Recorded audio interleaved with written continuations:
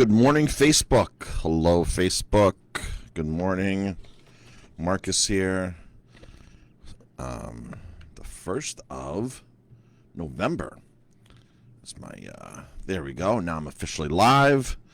It is November 1st. Let's do this little sound check here. Make sure my microphone is working. And, let's see. My notification went away. There we are. All right. I'm on. I'm live. I've got sound. Excellent. Perfect. All right. Good morning, everybody. It is November 1st. It is 8:46 in the morning here, a little later than I wanted to be on this morning. If you are tuning in live, drop a comment, hashtag live. If it's on the replay, hashtag replay. I'm going to talk a little bit about wine this morning. Something that is simply not true about wine, but a lot of people are misled about this. Even restaurants are misled about this, about wine. And they misrepresent this all the time. And then I kind of look like the bad person when I don't have this wine. Or I don't have enough of this wine. Because they're like, well, everybody else has it. Why don't you have it? So, before I talk about this common misknown thing or abused terminology in wine, tonight is our first ever cocktail and a dish dinner, cocktail and a dish event. So it's 4 cocktails and a dish tonight, $29. We have a few seats left. Probably got like 6 seats left for that or something tonight. The same format as our wine dinner. So wines are 4 wines in a dish. Beers are 4 beers in a dish. This is 4 cocktails. You're not getting 4 full cocktails. You're getting, like a samplers of cocktails. So they're like half cocktails. So you're still gonna make out good. It's still a great deal. So 4 cocktails and a dish. Tonight we're doing tacos. I have some sirloin marinating right now. It's been marinating. It's actually been sous videing overnight. So we're gonna make some tacos tonight. We're gonna do a fish taco and a beef taco, and it's gonna come with 4 cocktails. $29. Great deal tonight. So 647-3000 if you want to make reservations for that. Did you say fall cocktails? Fall cocktails. Fall cocktails. Yeah, fall cocktails. So, anything else I have to talk about, Jamie, before I jump in about wine? Talking about Thanksgiving maybe? Thanksgiving, yeah. Thanksgiving, we're open for takeout 11 to 2. Call ahead and order. We have orders coming in. We've only ordered a certain amount of turkeys, and that's it. We had to pre-order these back in July. So they're coming from Long Island, the turkeys. So make sure that you call ahead plenty of time, because at one point we ran out. Last year we ran out when we scrambled in to buy more turkeys. And who knows if we can buy more of anything this year. So, and who knows if all the turkeys are going to come in that we've pre-ordered. So you just never know that. So hopefully, fingers crossed, we'll do that. Jamie and I had to go to Newburgh yesterday to stop at a store, and I said, you know what, let me pop in the Restaurant Depot really quick and see if they have these 1 or 2 things that I'm looking for that are really hard to get from a regular distributor. And sure enough, the shelves in there there's a lot of shelves that are empty in there. There's a whole aisle of takeout containers, plastic cups that are just empty. The seafood containers have been maneuvered around because they're empty. It's really insane, like, just to look at the shelves. Cheddar cheese, that whole SKU there, the whole pallet thing there, empty. Cheddar cheese, empty. Whether it was mild,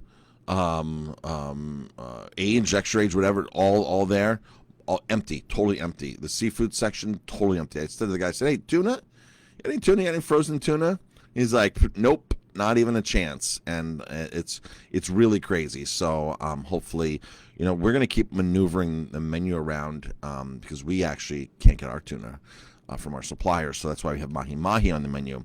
So we're going to maneuver things around so our menu doesn't really shrink, because there's things we just can't get right now. Of course, we couldn't get wings. Something that we're launching this week.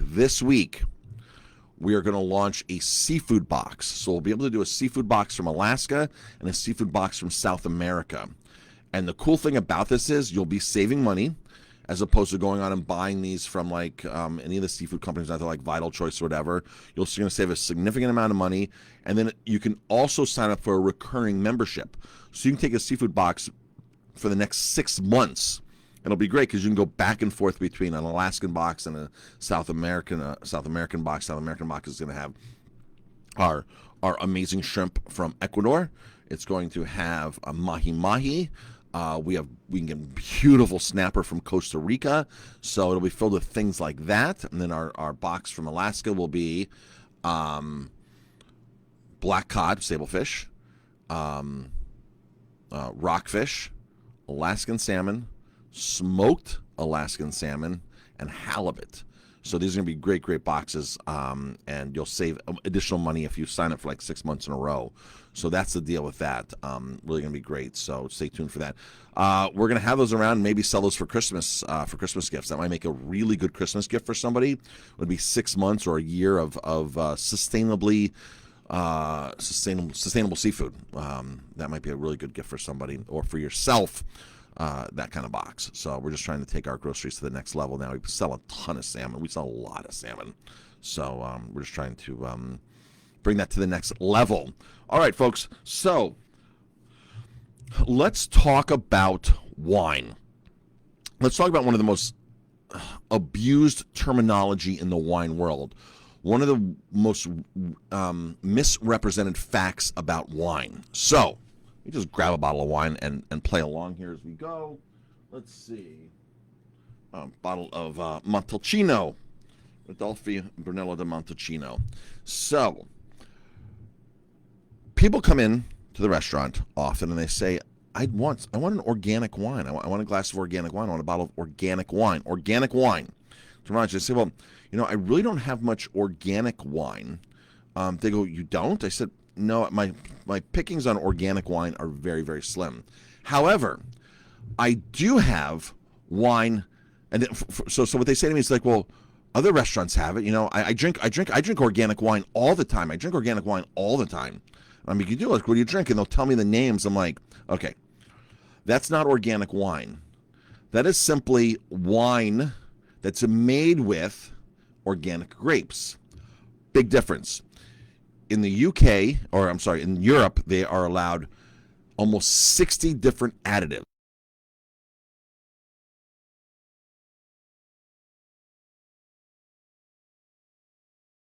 So what happens is, the people who are growing the grapes may be conscious about the land, and they grow the grapes sustainably, and they grow them organically. So they're growing the grapes in the vineyard organically, right?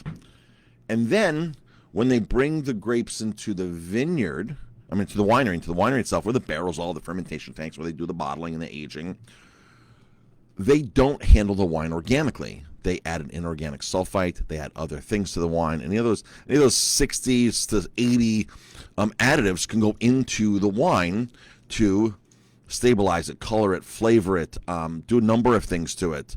They'll add egg whites into the wine to do the fining process. So that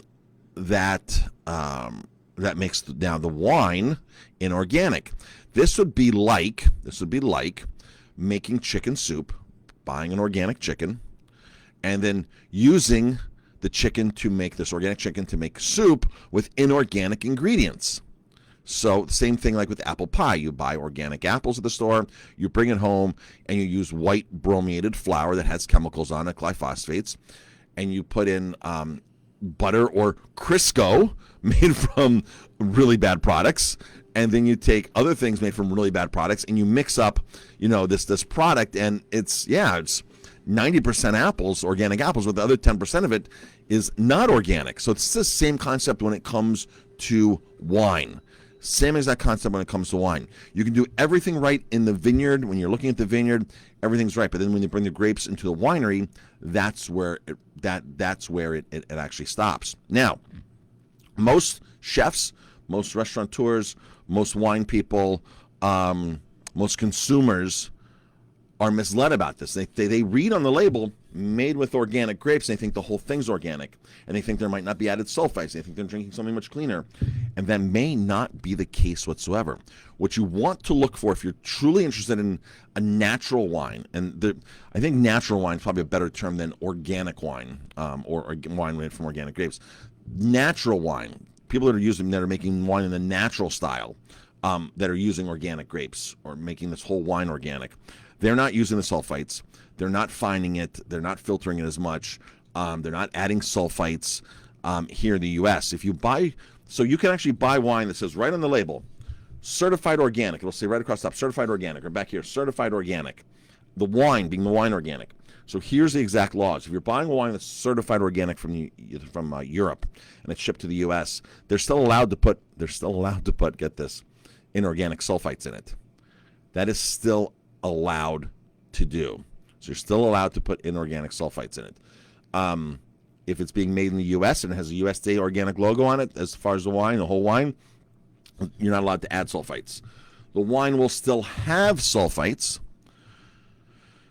because sulfites naturally occur in grapes, they naturally occur in strawberries, they naturally occur in fish, they naturally occur in everything, basically sulfites. So you can still have wine but have the natural occurring sulfites in it. So it's sort of like hormones in beef. Beef has hormones. But if you add more hormones to the beef, then the beef has its natural hormones and unnatural hormones, right? So same concept. So the grapes have now certain vineyards will take this a step further and they will dissipate the natural sulfites until they get less than 1 part per million, and then they're allowed to, by law, to write sulfite free. So it's sulfite free. So there's sulfite free, there's no sulfite added. Those are the two differences. No sulfite free, no sulfites added. If it's a European wine and has the organic logo on it, certification on it, then they're going to have sulfites in it. By law, they're allowed 110 parts per million for white, 100 parts for red. White wines always need more sulfites, whether organic or not, because white wines don't have tannins. Tannins are one of the things that preserves the wine and makes the wine last longer. And believe it or not, more people are allergic to tannins than sulfites, and they don't know that. And the simple way for me to find out if they are, really simple, they say to me, I can only drink white wine because the sulfites really get me in the red wine. I can't handle the sulfites in red wine, so I have to drink white wine. In reality, the white wine has far more sulfites than the red wine. So then when I explain that to them, like, oh, I didn't know that, because white wines will not age. White wines need the more sulfites to help them age. So that's the story with that. All right, is everybody following me on this? So just to recap this.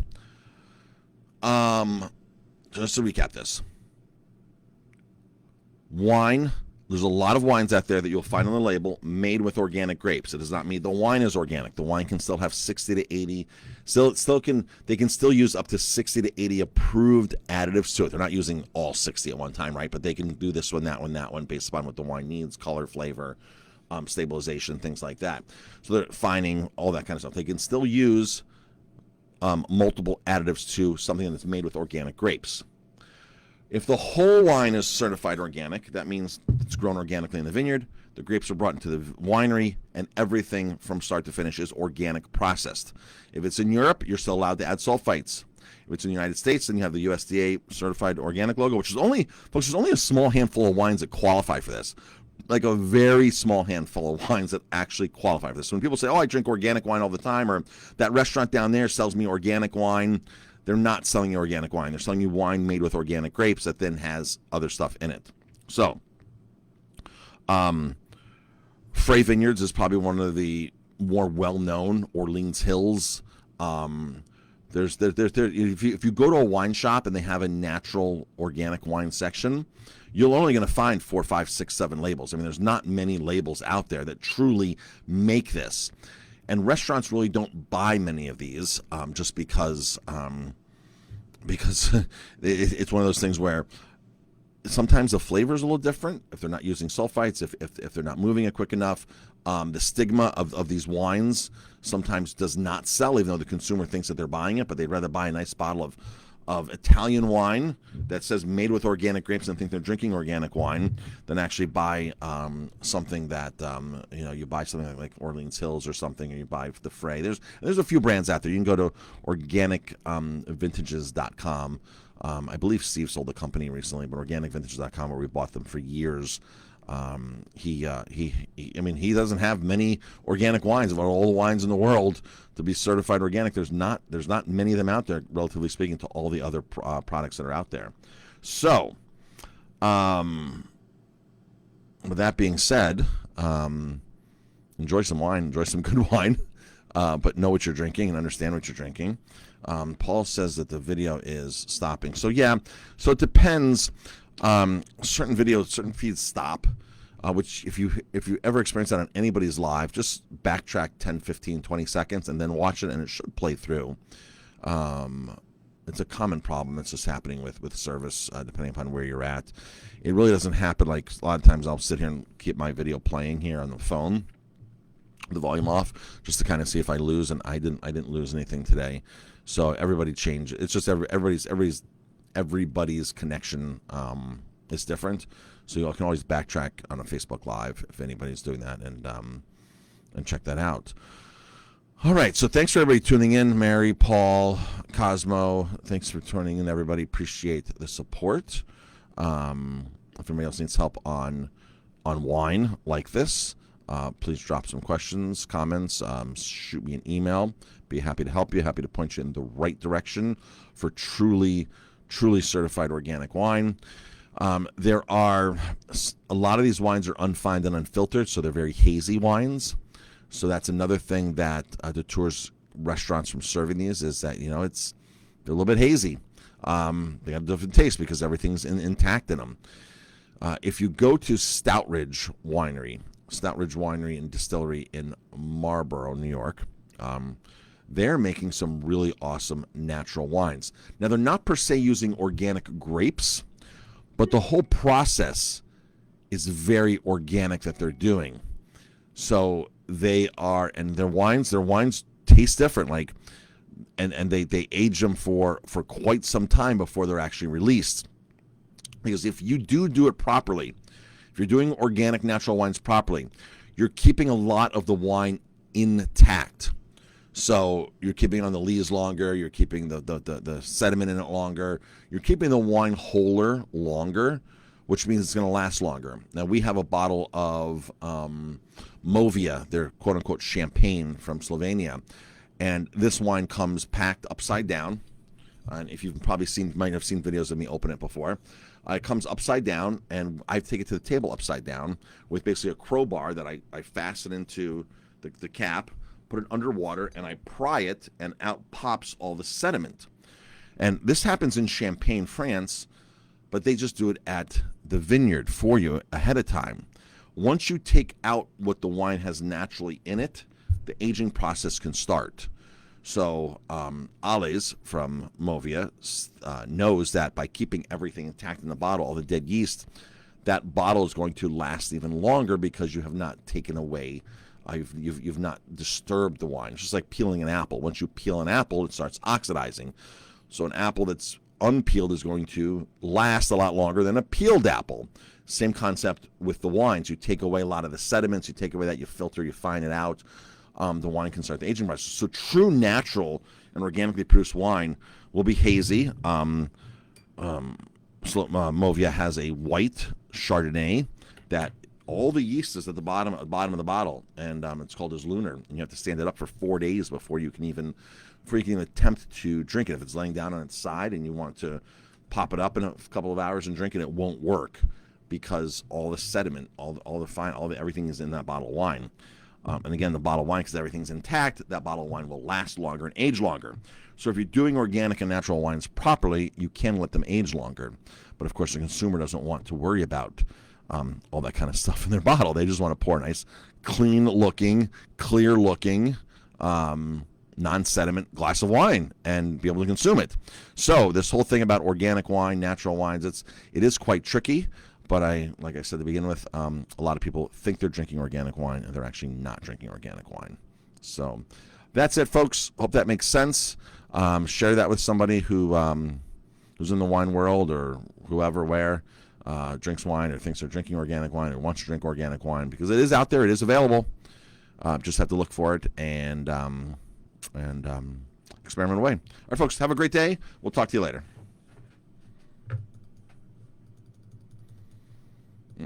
My mouse isn't working. So my mouse isn't working. It's not connected, so I can't end this video. So I'm not sure what to do. My mouse is literally not working. So I'll keep talking a little longer while I get my mouse to work. So, anybody have any questions? Comments? Concerns? What's everybody doing today? All right. I don't have an on-off switch here. My mouse is not working. Wow. Is there an on-off switch or is it an on-off switch? Let's see here. Maybe it needs a new battery. I actually just charged it. And it's not... Oh, it's connected now. Okay, it's connected. Turned it on and off. All right, folks. Have a great day. We'll talk to you later.